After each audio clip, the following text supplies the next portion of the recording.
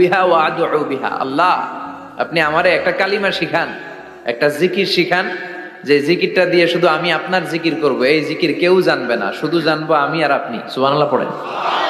আল্লাহ বললেন, ইয়া মূসা ইকরা লা ইলাহা ইল্লাল্লাহ। মূসা তুমি পড়ো লা ইলাহা। মূসা আলাইহিস সালাম বললেন, আল্লাহ বলছি এমন জিকির যেটা আমি আর আপনি ছাড়া কেউ জানবে না। লা ইলাহা এটা তো জাতীয় জিকির, এটা তো ইন্টারন্যাশনাল জিকির, এটা তো সবাই জানে।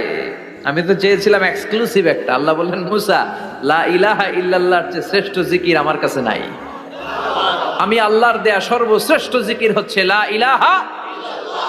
লাউ তাদাউ লা ইলাহা ইল্লাল্লাহ ফি কাফফা ওয়াস সামাওয়াতু ওয়াল আরদু ফি কাফফা।